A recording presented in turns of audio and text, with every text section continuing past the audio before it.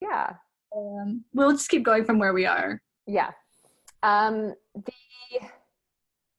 I think there are plenty of physiotherapists who, how do I word this, who benefit from that relationship, from the coming back for a tune-up every month or however often. And I think physiotherapists who are working within the like biomechanical, like medical model, benefit from that, and also they're within that model, they're truly helping and supporting their clients, because within that model they believe that changing the length of a muscle or strengthening a muscle is going to decrease the pain. So it makes sense that the person's doing what they're doing, and they're doing something that, you know, puts the muscle back into whatever position it is that causes the pain. So then they go back to their physio to get that fixed. Yeah, So, and in that model, they're not wrong, and the clients no. they need, which is great. Yeah. And So, and yeah, and in the physiotherapy world, there's a big drive towards biopsychosocial model is what we call it, and it's basically yoga therapy. Like my yoga therapy is, it's kind of dawned on me. I'm like, oh, this is how you do biopsychosocial model, because all physios will say cognitively that we understand that stress and like the psycho and the social part of the people are going to have an impact on their experience, like that, like everyone knows that. But how to incorporate that, how to see that in the clients, and how to speak to that with clients, that's where everyone's like, how do I do that? I and don't like window, right? Or on a yes setting. yes if they're pumping people through, yeah, with 15-minute appointments, yeah, there just isn't time. So for the physios who appreciate that and want to practice the biopsychosocial model, but their context just doesn't allow it, if they're doing the 15-minute appointments, then they can offer yoga therapy to their clients and say, listen, there's got to be something more than just like a muscle that's, or a joint that's going like a millimeter out of place that makes you come back here all the time. And yet, you know, maybe that's not like, it's not my skill set to sort that out, or I just don't have the time.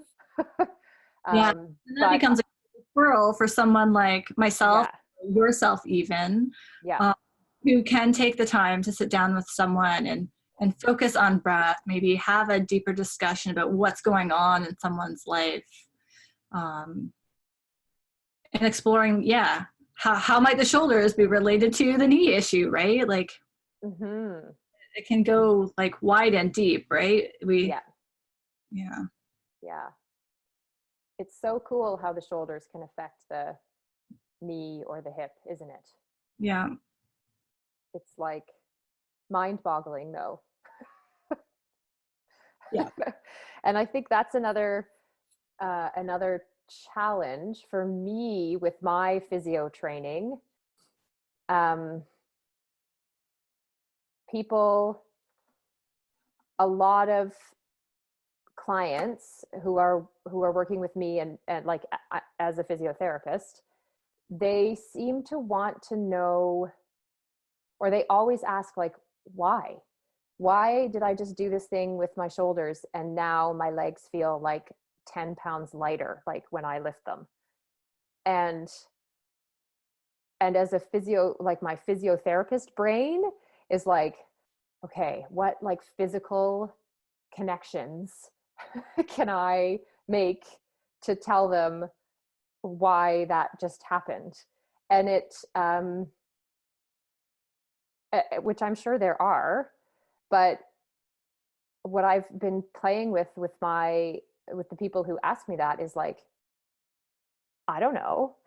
like like Yeah, I don't know. right? Like, let's look at the outcome. Like, you're experiencing, Yeah. feel like do you like that feeling? Is that something that you want more of? Like, Mm-hmm. showing you that it worked, something has changed and shifted. So do we need to like cognitively like break it down and know every single little connection that got us from point A to point B? Yeah. Because maybe that doesn't work for the next person, but it's worked for you, right? Yeah. Yeah. And there's this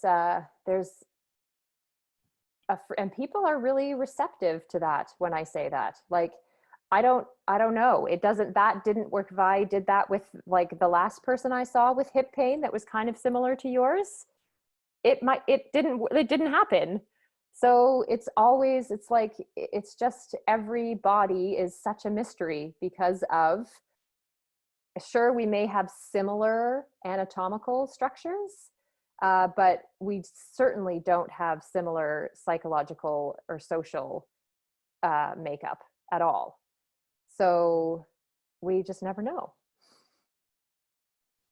Yeah, I think that's why I'm so drawn to yoga and yoga therapy, because it embraces a lot of the mystery, but it's also, you know, informed and backed up by science and research and like years and decades of anecdotal evidence and experience, right? Mm-hmm. Yeah. Mm-hmm. And it's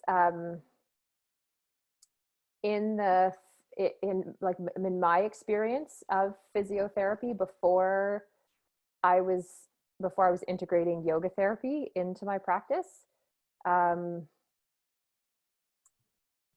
I would have kind of disregarded those connections or those occurrences as kind of like fluke. It just been like, oh, but because I couldn't find like a physical cognitive explanation that made sense, it wouldn't have been real almost. When like certainly the person's experience is very real. Yeah, and I think this goes back to kind of the lens or the perspective that we're taking when you talked about, you know, certain physiotherapists following like a biomedical model. So that's like one way of seeing things, and then the biopsychosocial and even spiritual model is like a different way of seeing things. So you've experienced both, Hmm. Yeah. and so now you're seeing more possibility in the second one. Yes. Um, is, you know, providing people with more opportunity and more possibility for themselves, essentially, is what it sounds like to me. Yep. Yeah. It's like I've been playing with the whole capacity capability stuff that Susie was talking to us about. And then there's a third part, which is a competence. So if you have a certain capacity, um, if your component parts are capable of only so much, then you start to work with that ability, that capability of your component parts. When it gets close to your capacity, things start to go amok. And in my physio biomedical model, I'm totally just riffing. I don't know what I'm going to say, but I'm thinking, I'm just having this little bit of an aha about our conversation and how this fits in with my 3C's musings lately. In my physio only approach, the only method I had to kind of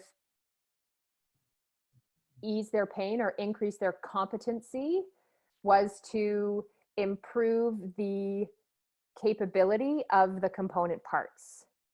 So that if you think of like do I have a picture? If you think of a circle as your capacity, and then the component parts are little circles inside.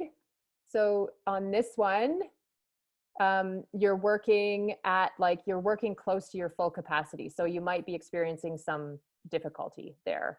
In my biomedical model, I only had this. So if I could increase the capability of those component parts, it's like they get smaller, they take up less space in the whole system. So we have more competency is kind of like the space between them, or the relationship between the two. And that was all I had, was playing with the size of the component parts and how much space they take up. And within yoga therapy, it's like I can play with growing the size of the container for people, because so often, like, the definition of capacity is like the maximum amount that a vessel can hold, or, you know, like it's a finite thing. Your maximum is your maximum. Your capacity is that. But maybe it isn't. Like, I really think that our capacity can grow. I think so too. And if you are any bit familiar with like business coaching, and they talk about, like, you know, your ceiling, you hit the glass ceiling. Well, we can move beyond that. So if that ceiling is the capacity, like maybe for a while we bump up against it, but then something inherently changes within us that we can move beyond that. And then all the capacity is bigger. Yeah. So it's kind of like a parallel, I guess. Yeah, I love it. That the model fits with everything. Like, it fits with the business world. It fits with us as therapists. We can improve the efficiency and, like, the cleanliness, if you want to say, the purity of the component parts of what we teach and our treatments and the stimulus that we provide. That's going to make us more competent, because we're going to be more efficient. We're going to see things in our clients more clearly and offer a stimulus that makes the most sense earlier. But we can also, with it's like with awareness, with presence, right? More of this, the psychosocial part, spiritual part of the biopsychosocial model. I think that's where our capacity balloons too. So then you're growing the one thing, shrinking the other component parts down, and then you've got all the space. Like what Mona was talking about, sattva, like it's the space between. Yeah. Oh, I love that. I love balance, that. Right?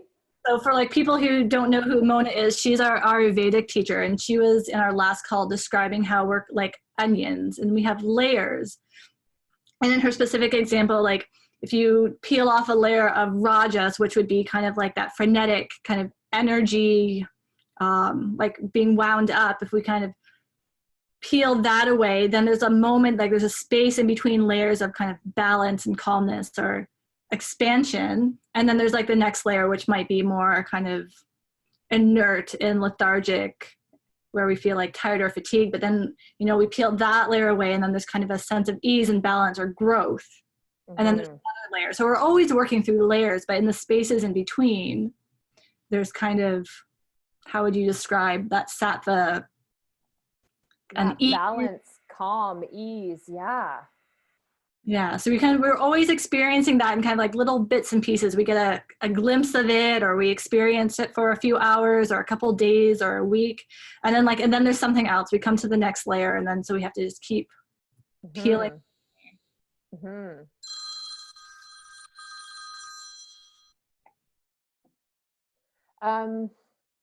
Yeah. And so it really comes down to an awareness that part of our components are like our mind and our social experiences and our thoughts. and our emotions. So increasing awareness of those and their relationship to our other physical component parts. Yeah. So we're not just, you know, a shoulder or an arm bone in a shoulder socket. That pain is also related to how we interrelate with other people, how we think about ourselves, our beliefs about our body, about our world. Yes.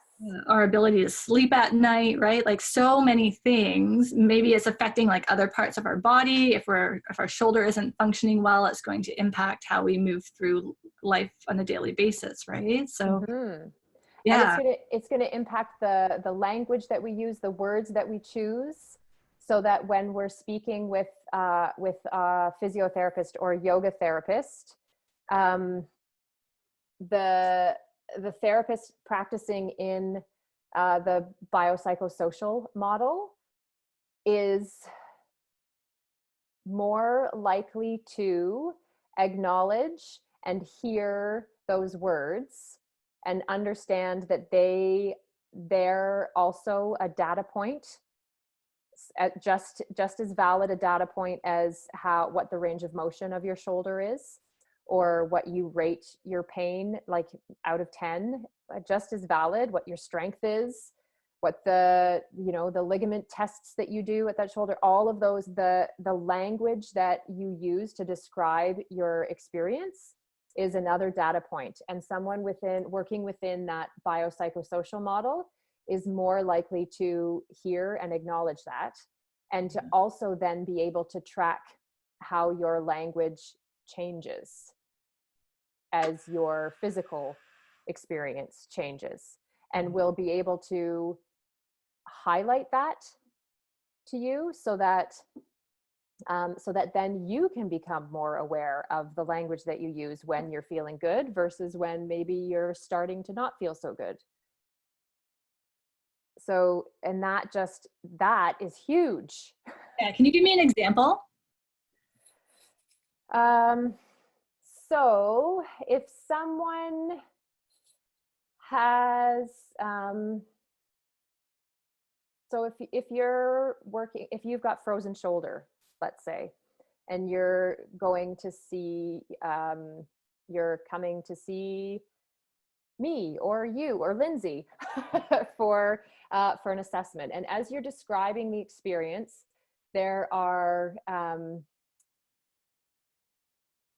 there's words like frustrated, sharp pain,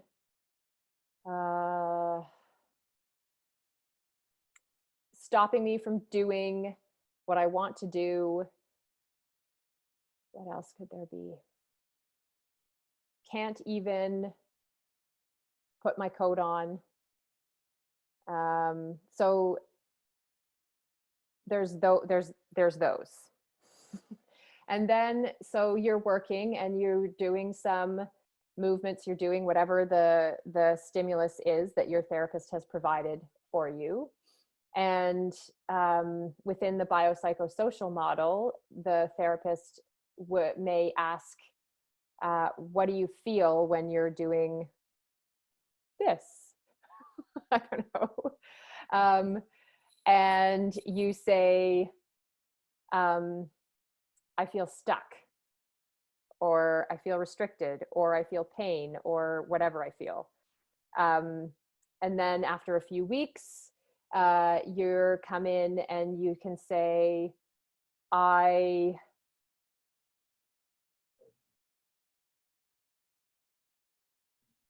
realized that when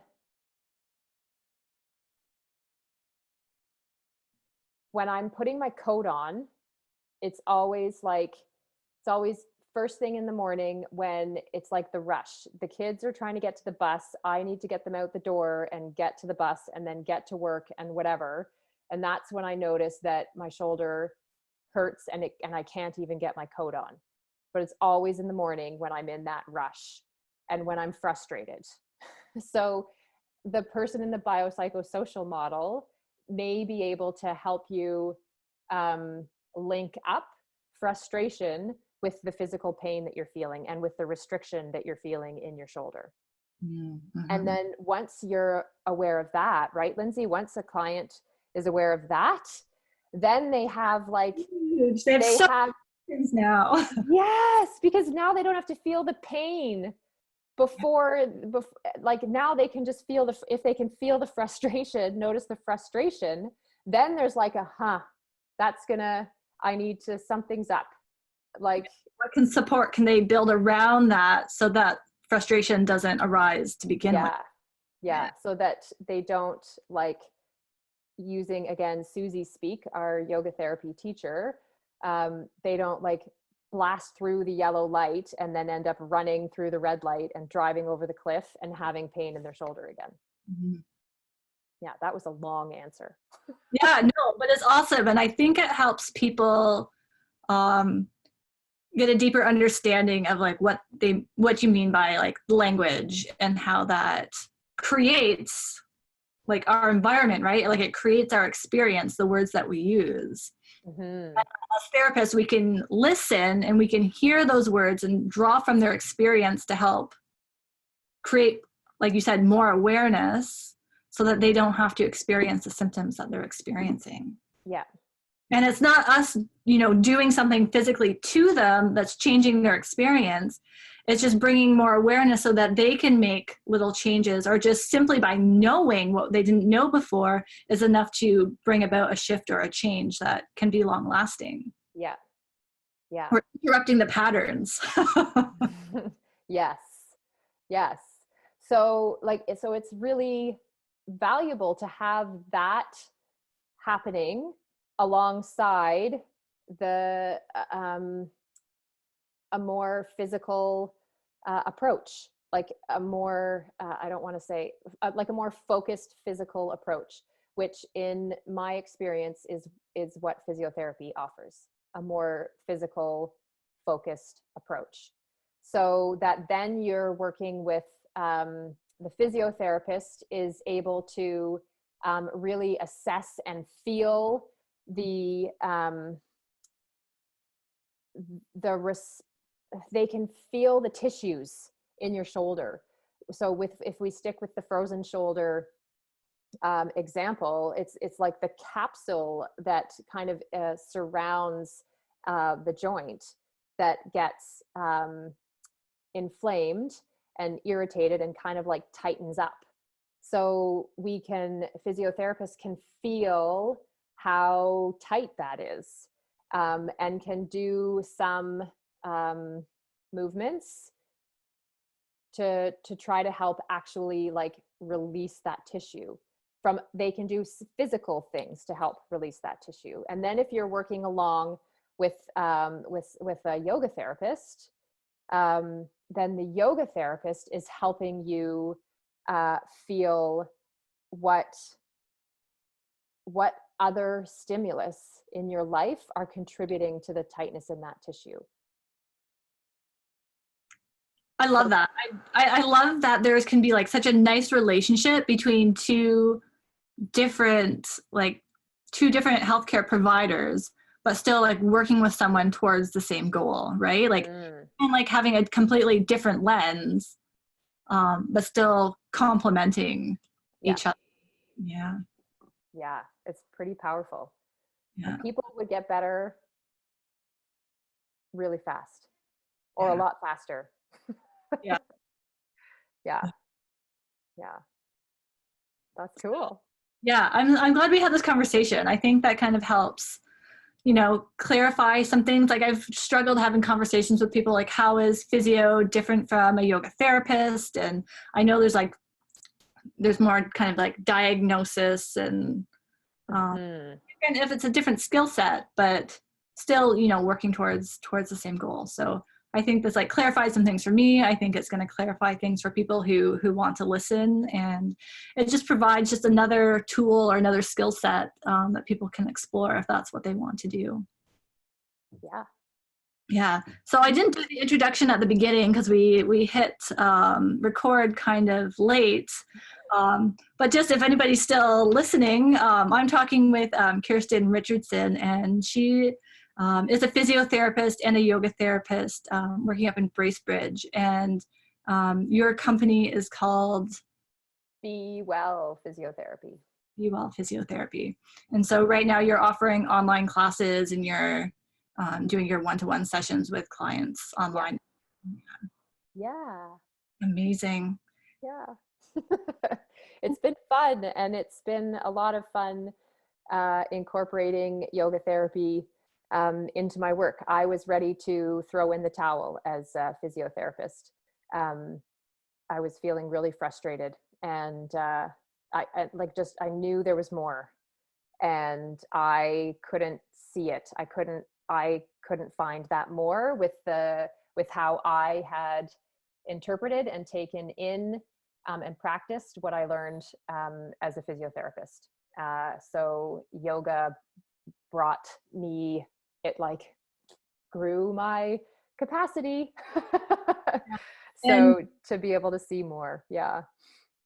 Yeah. And having been there, when did I meet you? Back in 2016 in Kingston at the first intensive that we did, and like being through the whole certification process with you and watching your process has been really, really fascinating as well. So it's nice to see that's kind of come full circle and will continue to, expand and grow. And I'm really excited for you, and I'm excited for me now that our certification's kind of coming to an end. And yeah, we're ready to to go out and share. Yeah, share more, right? Yes. Like it's happening. Here we come.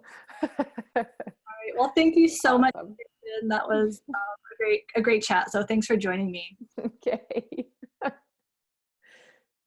Bye.